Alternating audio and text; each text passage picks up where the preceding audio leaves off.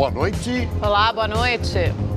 Presidente Jair Bolsonaro volta a dizer que há fortes indícios de que o aumento no número de queimadas no Brasil tem sido provocado por ONGs.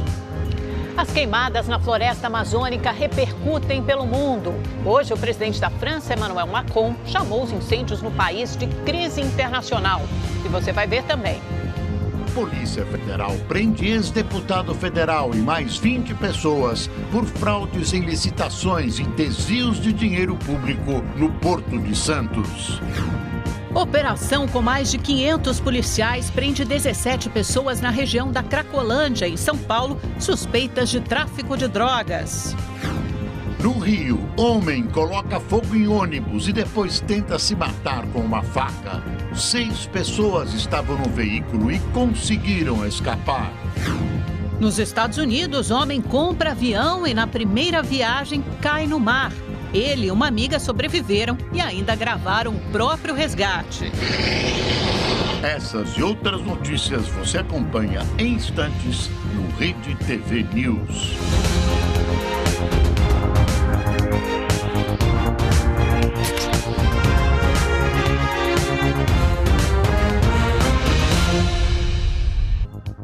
O presidente Jair Bolsonaro negou hoje que mudanças na Polícia Federal sejam uma interferência. Inclusive, não descartou trocar o diretor-geral da PF. Se eu trocar hoje, qual é o problema? Está na lei. Eu que indico e não o Sérgio Moro. E ponto final. E o senhor está considerando essa possibilidade? Qual o problema se eu trocar hoje ele? Me respondo. A gente só quer saber se o senhor... Você vai ficar querendo saber. Tá? Que é decisão minha. Na hora que eu achar correto. Ô, tia, olha, se é para não interferência, o diretor anterior, que estava lá com o Temer, tinha que ser mantido. O APF agora é algo independente. A APF orgulha a todos nós. E a renovação é salutar, é saudável. Ele pode, o Valeixo pode querer sair hoje. Tá? Não depende da vontade dele. E outro, ele é subordinado a mim, não ao ministro. Deixa bem claro isso aí. Eu é que indico, está na lei, o diretor-geral. Se eu não posso trocar um superintendente, eu vou trocar o diretor-geral. Aí não se discute isso aí. A Câmara dos Deputados aprovou a posse de arma em toda a extensão de imóveis rurais, antes restrita apenas à sede da propriedade. A vitória foi ampla, 320 votos a favor e 61 contrários. Antes do placar final, a oposição sinalizou que o projeto de lei pode ampliar os embates no campo. Eu quero aqui registrar que esse projeto estimula a violência, não defende a vida. Quero registrar o meu respeito ao MST, tão agredido nesse plenário. E os parlamentares favoráveis argumentaram que áreas rurais ainda são inseguras. Esses homens, essas mulheres, essas famílias rurais não têm nenhum suporte, não têm nenhuma segurança, nenhuma garantia. Então o direito de ter direito, de poder ter uma arma, é fundamental para que eles possam repelir injustas agressões. Agora, a ampliação da posse de arma em toda a extensão de imóveis rurais vai à sanção do presidente Jair Bolsonaro. Trata-se de uma legislação justa e correta. É preciso garantir a segurança das pessoas nesses confins de Brasil. O único defeito é que a lei demorou muito. O Instituto Nacional de Estudos e Pesquisas Educacionais, o INEP, indicou um militar para a diretoria responsável pela coordenação do Enem. O INEP confirmou para a Diretoria de Avaliação da Educação Básica a indicação de Carlos Roberto Pinto de Souza, general da Reserva do Exército. Souza atualmente assessora ao Ministério de Ciência e Tecnologia. É mestre em Propriedade Intelectual e Transferência de Tecnologia para a Inovação. Apesar de ser o 4º nome indicado para o cargo desde o início do ano, o INEP afirmou que não ocorrerá nenhum prejuízo aos mais de 5 milhões de inscritos no Enem e que o cronograma está mantido. As provas serão aplicadas em 2 domingos, nos dias 3 e 10 de novembro. Crianças que fazem tratamento contra vários tipos de câncer na Santa Casa de Belo Horizonte viveram momentos de muita alegria hoje. Elas tiveram a oportunidade de trocar o ambiente hospitalar por uma tarde inteira de brincadeiras num parque de diversões. Os gêmeos Matheus e Jefferson, de 9 anos, só ficaram sabendo da surpresa quando chegaram ao parque. Foi muito legal, porque minha mãe ela tinha falado que ela ia comprar uma cadeira para o salão. Eu fiquei muito surpresa de saber na hora que a gente ia vir aqui. O primeiro brinquedo escolhido foi a roda gigante. Com tudo liberado e muita disposição, eles aproveitaram ao máximo. Muito bom. O que eu gostei mais foi o carrinho bate-bate, esse daqui, e agora a gente vai naquele. Tanta empolgação não é por acaso. Por causa da leucemia, os últimos anos foram de muitas limitações e incertezas. O Jefferson foi diagnosticado com a doença em 2013 e o Matheus, 1 ano e meio depois. As quimioterapias, o tratamento muito agressivo.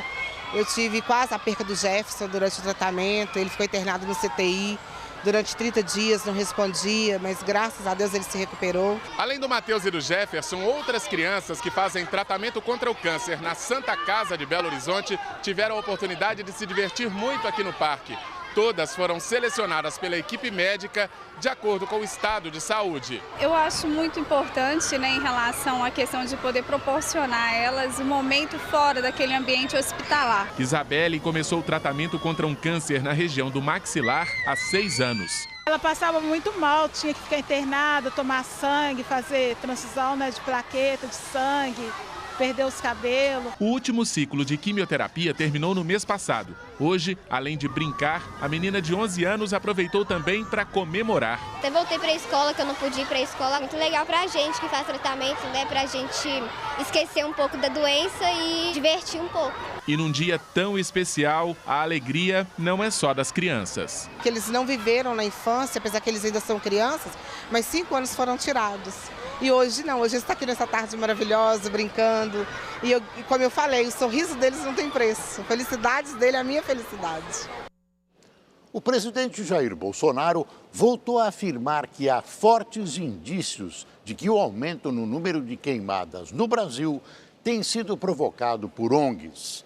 As queimadas na floresta amazônica têm repercutido no mundo todo. O presidente Bolsonaro está defendendo o Brasil. Os interesses... O incêndio já dura 3 semanas e devastou florestas e áreas de plantação na região de Santa Cruz de la Sierra. 10 povoados do município de Roboré, próximo à fronteira com o Brasil, foram atingidos. O Exército trabalha para que as chamas se mantenham longe das áreas urbanas. Segundo autoridades, existe a suspeita de que as queimadas feitas pelos agricultores durante o preparo da terra para a lavoura tenham saído do controle. O presidente da Bolívia, Evo Morales, afirmou que está havendo muita exploração midiática em relação ao incêndio. Disse que esteve na região, que é de floresta amazônica, e que o fogo já está sendo controlado. Evo Morales viajou a Roboré na última segunda-feira e participou de uma entrega de comida e remédios para moradores das regiões afetadas. Hoje, o ministro do Meio Ambiente e da Água da Bolívia anunciou que o país vai unir esforços com o Paraguai, que também tem sido afetado por incêndios. Um avião Boeing 747, chamado de Supertanker, com capacidade para 150 mil litros de água, deve chegar de madrugada à região para ajudar nos trabalhos dos bombeiros. A Bolívia terá eleições presidenciais em outubro. Olha, na verdade, o que você viu agora foi a reportagem sobre a Bolívia, que passa por um dos maiores incêndios florestais da história do país, já consumiu mais de 500 mil hectares. Agora sim, nós vamos ver a reportagem sobre o presidente Jair Bolsonaro, que voltou a afirmar que há fortes indícios de que o aumento no número de queimadas no Brasil tem sido provocado por ONGs. E as queimadas na floresta amazônica estão repercutindo em todo o mundo.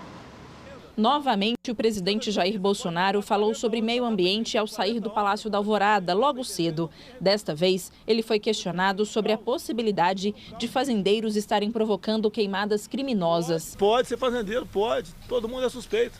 Mas a maior suspeita vem de ONGs. Ontem, Bolsonaro já tinha acusado organizações não governamentais de causarem as queimadas. Segundo o presidente, o motivo seria o corte de verbas promovido pelo governo, mas ele admitiu não ter provas de que as ONGs são culpadas. No meu entender, um indício fortíssimo que esse pessoal de ONG perdeu a teta deles.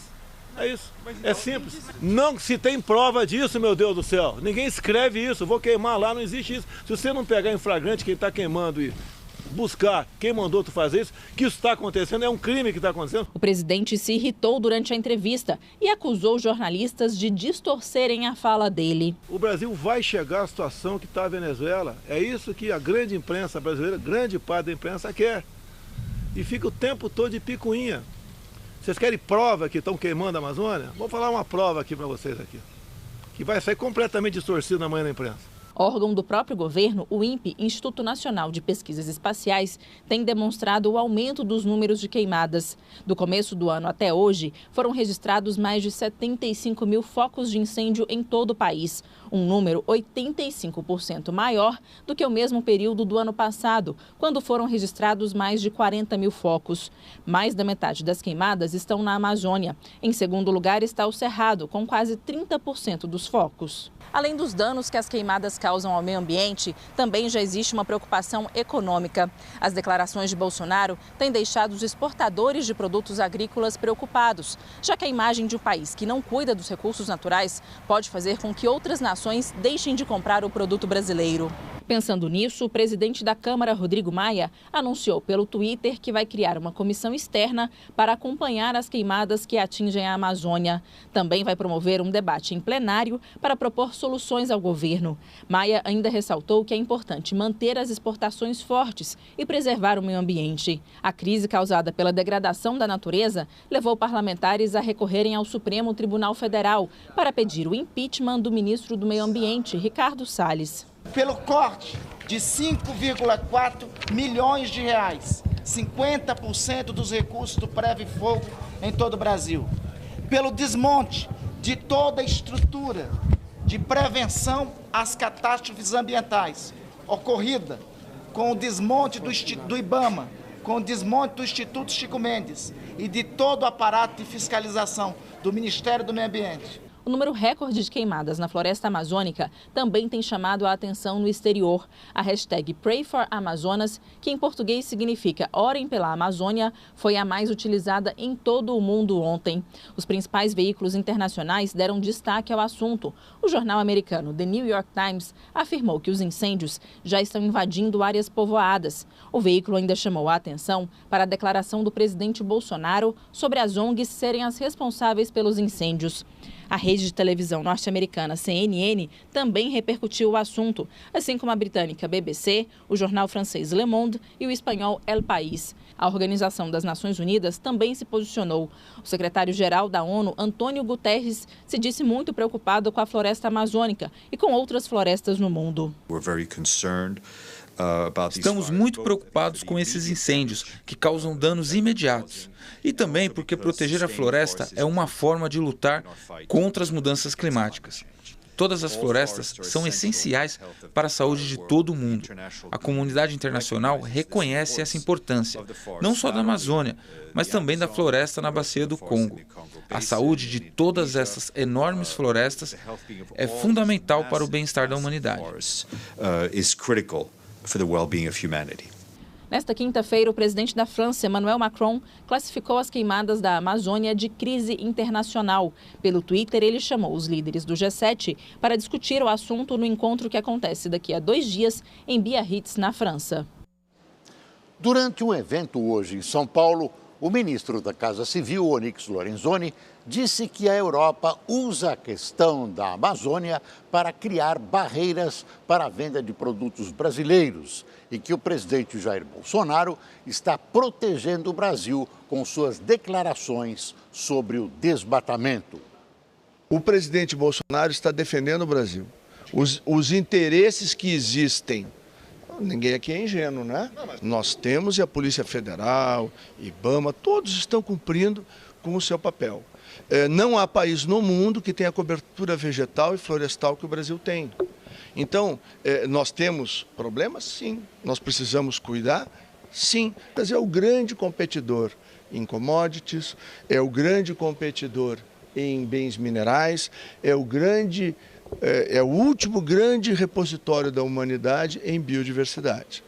Se tu me mostrar um país europeu que tenha um código florestal que de longe se assemelha ao Brasil, aí eu posso reconhecer alguma razão nas críticas. Nós precisamos ter lição de ninguém, até porque nós não podemos ser ingênuos. Os europeus usam a questão do meio ambiente por duas razões.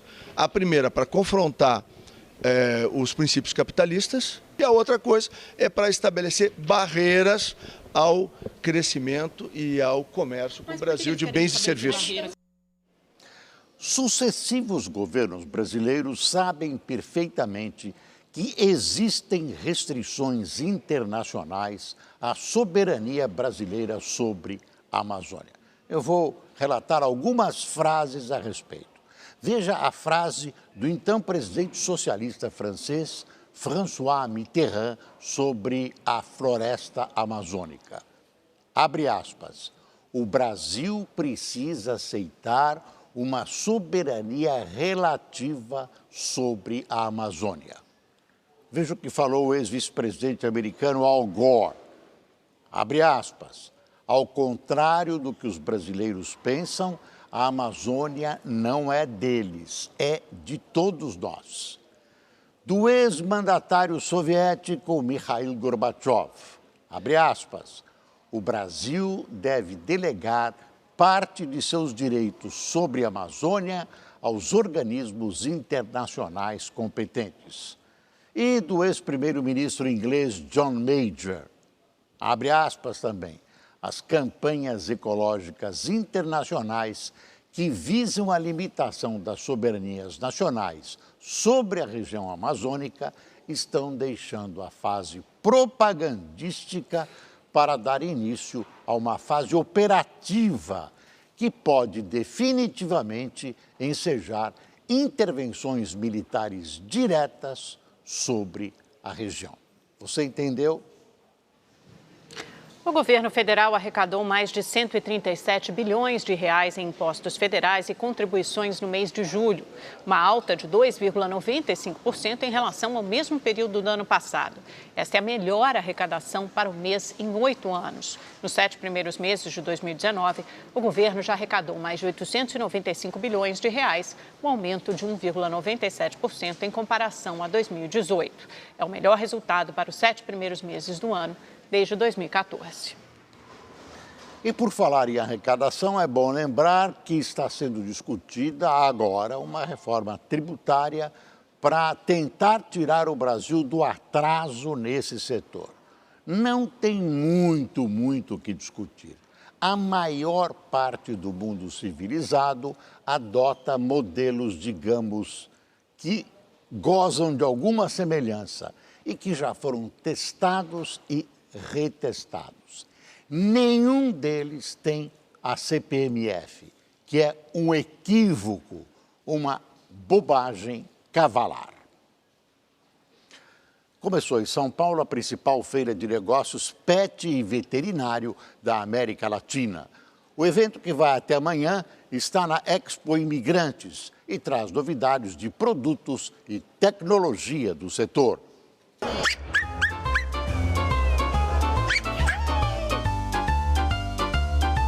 São opções e produtos que não acabam mais. Eles transformam a vida dos pets e conquistam o coração dos donos. Não tem nada mais gratificante do que conviver com eles. É, tudo filho, né? Dentro de casa com a gente o tempo todo, né?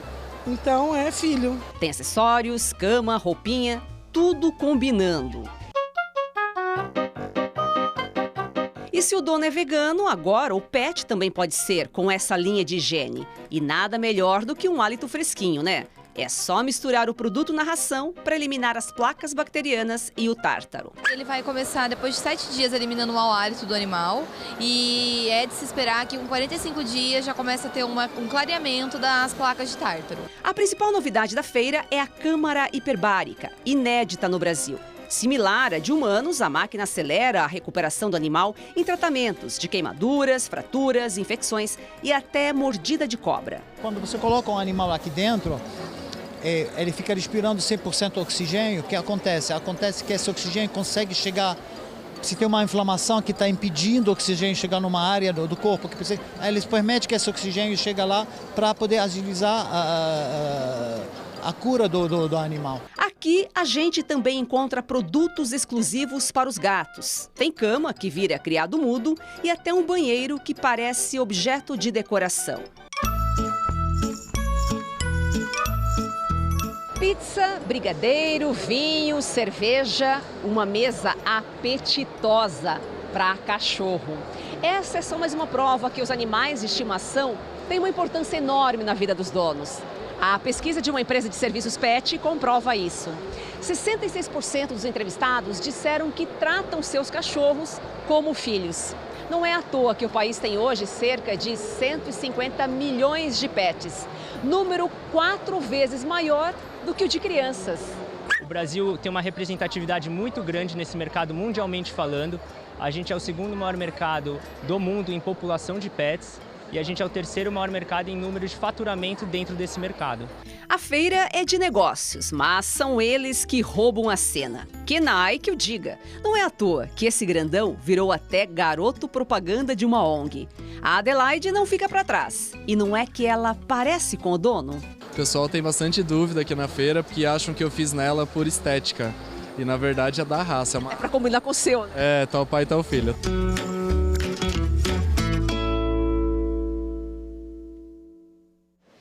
Em depoimento, um dos filhos da deputada federal Flor de Lis confessou que quebrou e arremessou o telefone do pastor Anderson da Ponte Rio-Niterói.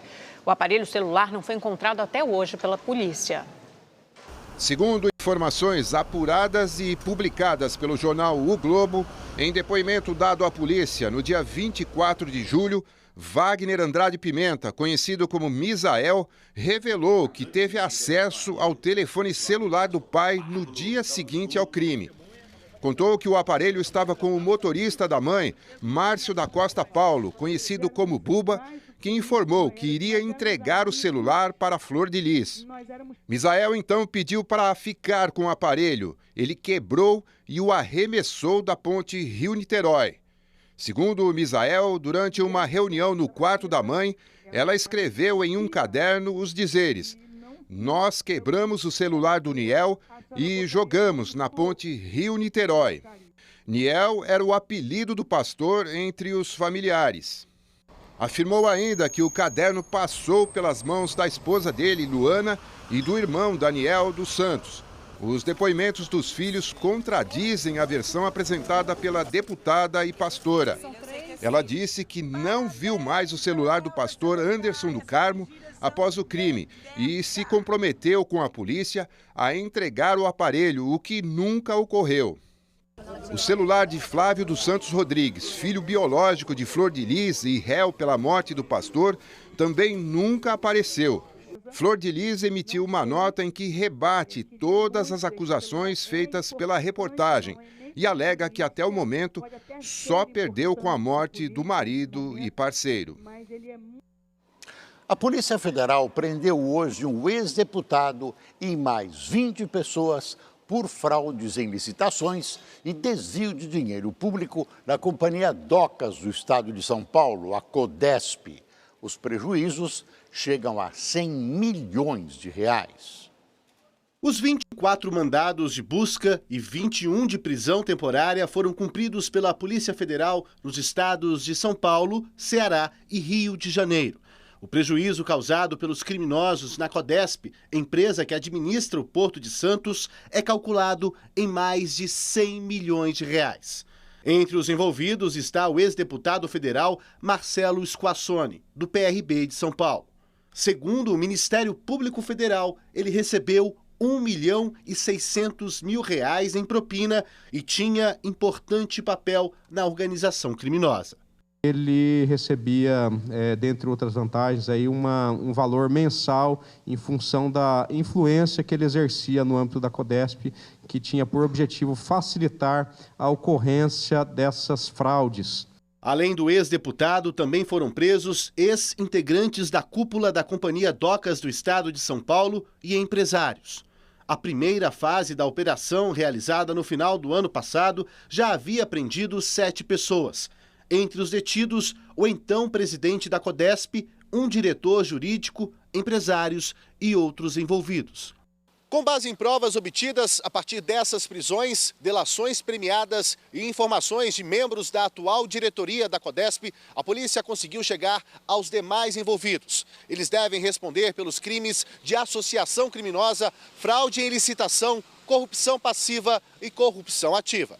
Infelizmente, a corrupção tomou conta da direção ao longo de décadas e isso fez com que o serviço prestado ali antes de serviço de porto, naturalmente, fosse um serviço propriamente de corrupção e de caixinha a alguns agentes públicos que se serviam da Codesp.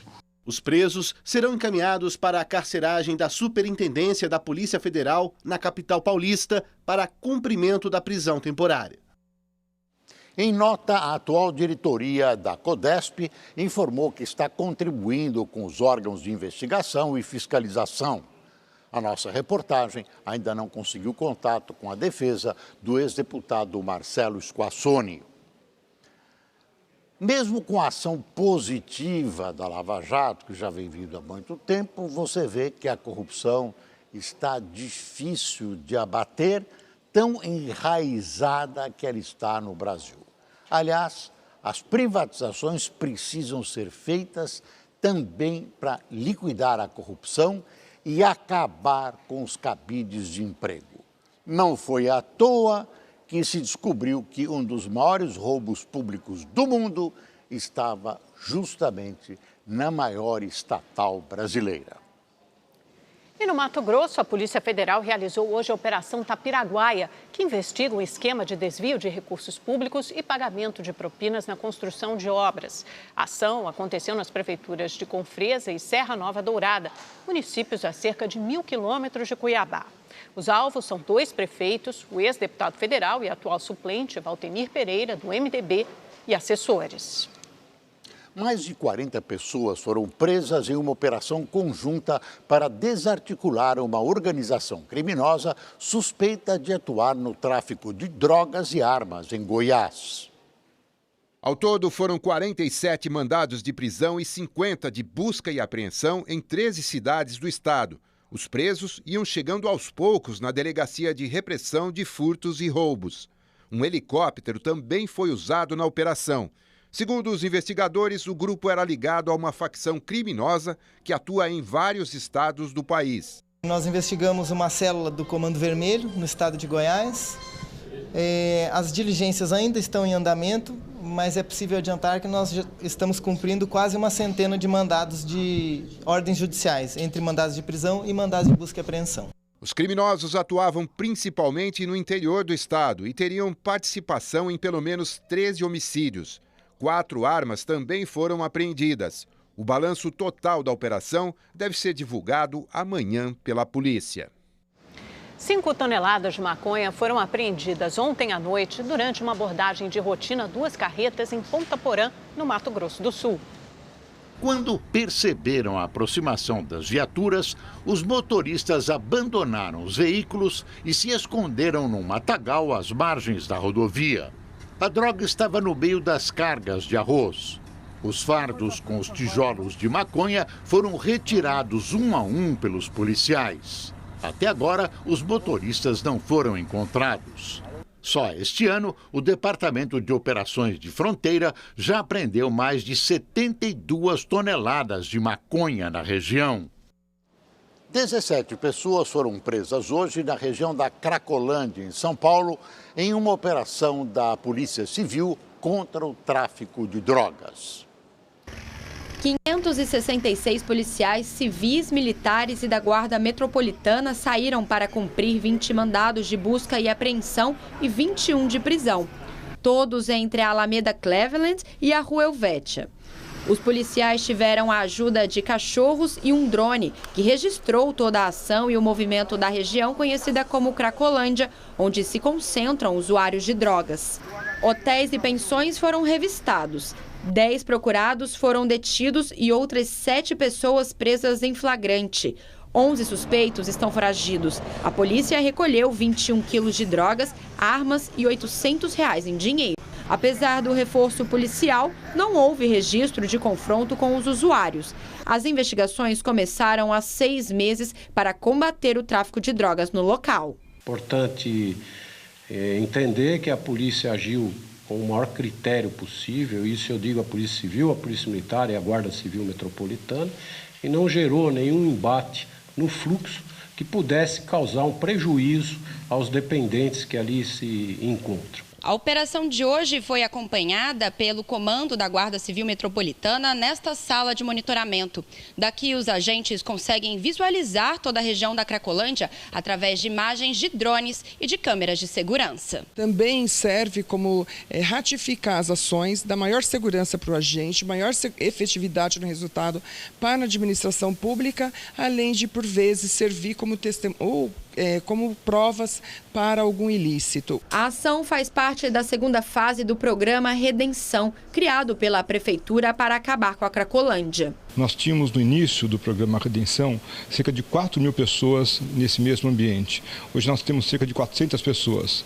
Nós não resolvemos o problema, mas nós estamos empenhados intensamente em trabalhar de forma mais unificada com diversas secretarias. Já ouvi isso 1000 vezes. Entram governos, saem governos, todos prometem de pé juntos acabar com o problema, mas a Cracolândia continua fumando e cheirando. Isso é uma vergonha. 5 suspeitos de integrar uma quadrilha especializada em roubar relógios de luxo foram presos hoje em Belo Horizonte. A investigação começou após uma série de assaltos. O alvo da quadrilha era sempre o mesmo: relógios da marca Rolex. De acordo com a polícia, para escolher as vítimas, parte do grupo frequentava bares e restaurantes caros de Belo Horizonte. Eles identificavam quais eram os Rolex originais e quais eram os Rolex falsificados ou também denominados de réplicas, né? E tinha um membro da organização criminosa específico para fazer essa leitura no pulso, né, das pretensas vítimas. As características dos donos dos relógios eram repassadas para os comparsas que aguardavam de moto disfarçados de entregadores de comida. Esse vídeo mostra o momento que uma vítima é abordada quando chega na porta de casa. Além dos 5 presos, foram apreendidos um carro, 2 relógios, joias, aparelhos de celular e notebooks. Um homem colocou fogo em um ônibus em Copacabana, na zona sul do Rio de Janeiro. E, como se não bastasse, depois ele se esfaqueou. 6 pessoas estavam no coletivo e conseguiram escapar. O caso aconteceu em uma das principais ruas de Copacabana. Segundo testemunhas, o homem tirou um produto da mochila e jogou em um dos bancos. Em seguida, colocou fogo no veículo, saiu e se esfaqueou. Este cozinheiro viu toda a cena e tentou socorrer o homem. No momento que ele saiu, foi no momento que ele se esfaqueou. A gente foi, tentou ajudar e tudo, porque ele queria tirar as facas. O homem entrou no ônibus na altura da Central do Brasil, no centro da cidade. Ele sentou como um passageiro comum. 20 minutos depois, já aqui em Copacabana, ele colocou fogo no veículo usando amônia e um isqueiro. Como qualquer passageiro, entrou normal, pagou passagem, seguiu normal a viagem, veio da Central até aqui normal. 6 passageiros estavam no veículo e conseguiram sair sem ferimentos. O motorista apagou o fogo com um extintor. O homem que colocou fogo no ônibus foi levado para um hospital da região. O estado dele é estável. Edivaldo Ribeiro de Farias, de 38 anos, tem passagens pela polícia por homicídio e ameaça e estava em liberdade há 1 ano. Agora ele vai responder por incêndio e dano qualificados. Ele já se submetia a um tratamento psiquiátrico acompanhado pelo pai. No entanto, aparentemente, ele era muito negligente em relação a esse tratamento, ele não tomava os medicamentos, não fazia o acompanhamento psiquiátrico e era acometido por graves ataques violentos. O caso aconteceu apenas 2 dias depois de um homem fazer 39 pessoas reféns em um ônibus na ponte Rio-Niterói. Depois de quase 4 horas, ele foi morto por um sniper do Batalhão de Operações Especiais. A violência realmente é assustadora, ainda mais aqui no Rio de Janeiro. A gente fica com medo. Tem alguns lugares, alguns momentos e alguns horários que eu fico mais atenta. Foram divulgadas hoje imagens do circuito de segurança que mostram o momento em que um professor de artes marciais é executado com 30 tiros em Curitiba. O crime foi ontem por volta das 10 da noite. Nas imagens, o professor de Muay Thai, Giancarlo Pagliano, de 34 anos, aparece com 2 alunos no estacionamento da academia onde trabalhava quando é surpreendido. 2 dos 3 homens que, segundo a polícia, esperavam por Pagliano do lado de fora da escola, saem de um veículo atirando. O professor levou cerca de 30 tiros. Os estudantes não foram atingidos. Os criminosos entraram no veículo e saíram em disparada. O professor morreu no local. Até o momento, ninguém foi preso. O vereador e o filho dele foram assassinados a tiros em Maricá, na região metropolitana do Rio de Janeiro. O vereador do Democratas, Ismael Breve Marins, de 59 anos, e o filho, Tiago André Marins, de 33 anos, estavam em casa quando foram mortos na madrugada de hoje. Ele nunca falou assim, né? Pô, tô tendo problema com alguém ou tô sendo perseguido. De acordo com a polícia, 2 homens armados entraram na casa pela porta da cozinha e seguiram direto para o quarto do Tiago. O vereador Ismael teria acordado com os tiros e, ao tentar defender o filho, acabou sendo morto também. Os criminosos fugiram sem levar nada. O quarto do filho foi arrombado. Então, eles queriam entrar no quarto do filho para executar o filho. Diferente disso, o vereador, o pai da primeira vítima, ele saiu do quarto dele, ninguém arrombou o quarto dele. Então, nos leva a crer que ele não era inicialmente o alvo visado pelos executores, e sim o filho dele. A polícia busca por câmeras de segurança na região para tentar identificar os criminosos e descobrir qual a motivação do crime. Os agentes levaram notebooks, celulares, documentos e uma arma para a perícia. A viúva do vereador prestou depoimento, mas não quis falar com a imprensa. Ismael foi eleito vereador em 2016, com 1.443 votos e estava em seu primeiro mandato. Por meio de nota, a Câmara Municipal de Maricá lamentou profundamente as mortes e decretou luto oficial de 3 dias. A Corregedoria da Polícia Militar de São Paulo concluiu que houve excesso de 2 PMs na morte de um sushiman no ano passado na capital paulista. Os policiais podem ser levados a júri popular por homicídio. O relatório descreveu erros cometidos por pelo menos 2 dos policiais que participaram da ação que terminou com a morte do sushiman Leandro Santana dos Santos. Além do laudo do IML, de depoimentos e análises do local, os corregedores usaram nas investigações imagens do circuito do restaurante japonês onde Leandro foi morto. Nas imagens, o sushiman, em surto psicótico, está com uma faca no salão do restaurante, já sem clientes ou funcionários. Quando os policiais entram, Leandro joga a faca na direção deles e corre. Um dos PMs atira com balas de borracha, mas outros 2 usam armamento letal. Leandro foi atingido por 5 tiros pelas costas e morreu. De acordo com a Corregedoria, os PMs que usaram armamento letal desobedeceram procedimento padrão. Deixaram de usar escudos para se proteger, não se posicionaram em local seguro até Leandro se acalmar e, em razão da região do corpo atingida e da quantidade de disparos na vítima, houve excesso. Por isso, ainda segundo a Corregedoria, os agentes devem ser levados a júri por haver indícios de homicídio. O relatório foi enviado ao 5º Tribunal do Júri. O ex-jogador de futebol Léo Gama foi assassinado a tiros em Camaragibe, na região metropolitana do Recife.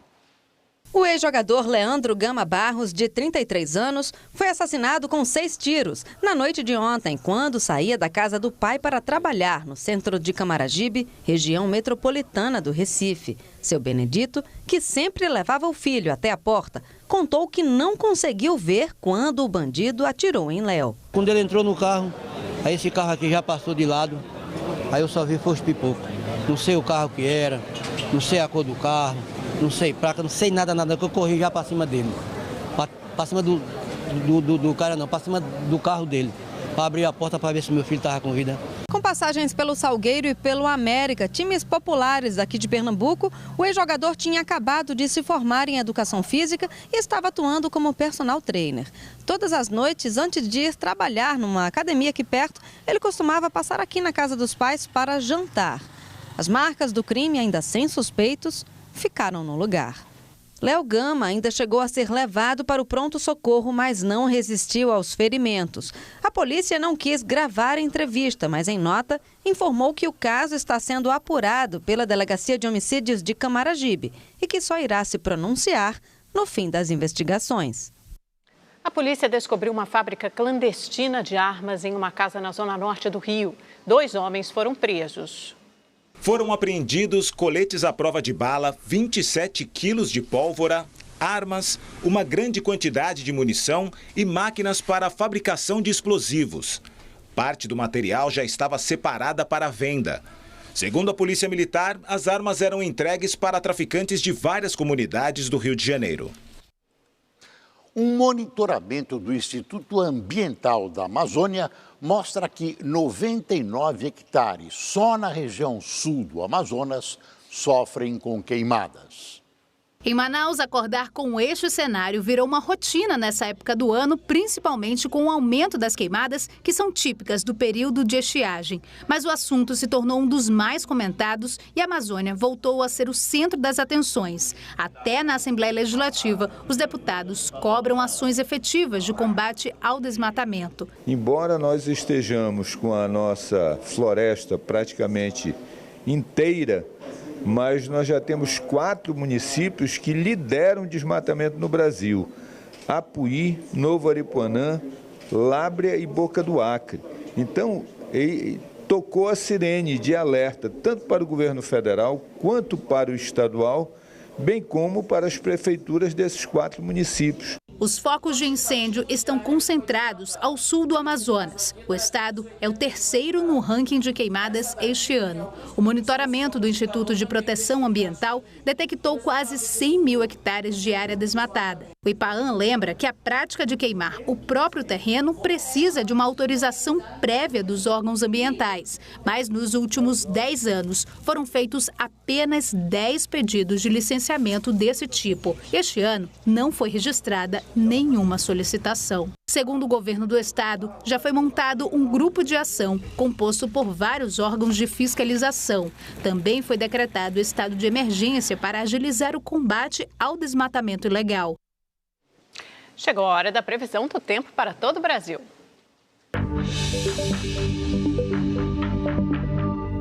Olá, boa noite para todo mundo. O sol reapareceu no sudeste, mas é por pouco tempo, viu? Amanhã as instabilidades aumentam sobre a faixa leste da região, por isso volta a chover, o tempo fica mais encoberto aqui em boa parte do centro-leste do estado de São Paulo, no Rio de Janeiro, no Espírito Santo, até em áreas do leste e sul de Minas. A única capital que não tem previsão de chuva, que o sol brilha o dia todo, é Belo Horizonte, porque na capital paulista volta a chover amanhã, madrugada vai ser gelada, mínima de 13 graus apenas, no sábado para de chover, mas vai aumentar o frio, olha, a máxima não passa de 16 graus. No Rio de Janeiro, previsão de pancadas de chuva apenas a partir da tarde. No sábado, melhora um pouco mais, máximas de 24, 25 graus. Em Salvador, chove o dia todo nessa sexta-feira, tempo muito carregado, máxima de 28 graus. E vai ser assim boa parte da costa leste do Nordeste, tempo instável, um pouco mais carregado, com chuva e nuvens sobre todo o litoral da Bahia, de Sergipe e também de Alagoas. No restante do Brasil, o sol predomina, o tempo fica firme, seco, ensolarado em praticamente todo o país, até em áreas aqui do norte, onde pode ter uma chuvinha fraca e isolada, e tem alerta para baixa umidade do ar, especialmente em áreas aqui do interior. E vai ser mais um dia quente e seco em Porto Velho, Palmas e Cuiabá, com temperaturas aí perto dos 40 graus. E esse clima agrava ainda mais a situação dos incêndios pelo Brasil. A Amazônia concentra aí metade metade dos focos de incêndio. A situação é preocupante, está chamando a atenção do mundo inteiro. A NASA divulgou uma imagem de satélite que mostra a fumaça aqui, olha, sobre o estado de Rondônia e também do Amazonas. A Amazônia, gente, ela é vital para a sobrevivência do planeta. Só para a gente ter uma ideia, ela produz, fabrica, né, a cada dia 20 bilhões de toneladas de vapor de água. Essa água vira chuva que é distribuída por todo o Brasil e também em países vizinhos. Além disso, ajuda aí no combate a diminuir a poluição, porque ela filtra o gás carbônico emitido pelo planeta, produz oxigênio, sem dizer aí da biodiversidade. Tudo isso está sendo ameaçado pelo fogo, por isso é importante combater as chamas emergencialmente. Continuando a nossa previsão, vamos para o sul do Brasil, onde tem previsão de chuva entre Santa Catarina e o Paraná. As temperaturas ficam mais baixas em relação ao restante do Brasil.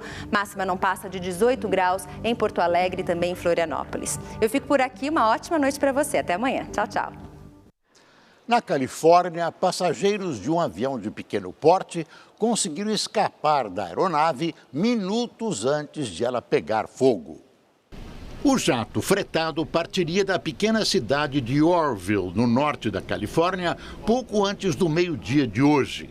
Por razões ainda desconhecidas, o piloto abortou a decolagem. A aeronave acabou saindo da pista e causou um incêndio pelo contato com a grama seca no local. O avião foi destruído, mas os 2 pilotos e os 8 passageiros conseguiram escapar sem ferimentos. Autoridades vão investigar o acidente. Pela Série B do Campeonato Brasileiro, o elenco do Figueirense ameaça não entrar em campo mais uma vez. Os jogadores fizeram um pronunciamento no estádio Orlando Scarpelli e explicaram por que pretendem manter a greve. Já são 6 dias sem treinos. Foi dito que os salários hoje tinham sido pagos e que estava colocado em dia. E a gente sabe que isso é mentira. Realmente os salários foram pagos sim, mas só que tem muita coisa ainda para ser resolvida, então a concepção que eu tenho de pago e de ter quitado é quando não se deve mais nada. Na última terça-feira, o Figueirense não entrou em campo contra o Cuiabá pela 17ª rodada da Série B. Com isso, foi decretada a vitória da equipe do Mato Grosso por 3-0 e o clube catarinense foi multado em R$5.000. O próximo compromisso é contra o CRB no sábado. Se os atletas não jogarem mais uma vez, o time pode ser rebaixado para a 3ª divisão. O Supremo Tribunal Federal já tem maioria para proibir que estados e municípios diminuam a jornada de trabalho e, consequentemente, os salários de servidores públicos quando o gasto com o pessoal superar o teto previsto por lei. O julgamento analisa artigos da Lei de Responsabilidade Fiscal. Apesar de já haver resultado, já havia essa maioria, o presidente da Corte, ministro Dias Toffoli, resolveu suspender o julgamento até o retorno do decano, Celso de Mello, que está ausente por questões de saúde. Um acidente de avião que poderia ter sido trágico terminou de forma inusitada nos Estados Unidos. Depois de cair no mar, o piloto gravou o próprio resgate com o celular. O acidente aconteceu próximo à cidade de São Francisco, na Califórnia. De acordo com a imprensa local, o piloto David Lash tinha acabado de comprar a aeronave e viajava com uma amiga para fazer uma sessão de fotos da nova aquisição. Mas durante o passeio, o avião acabou perdendo força e caiu na água. Com o celular, David filmou o avião afundando.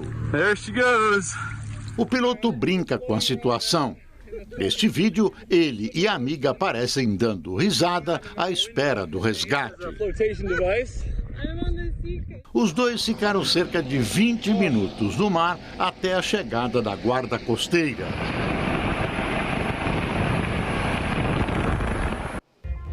O Rede TV News fica por aqui. Uma ótima noite para você.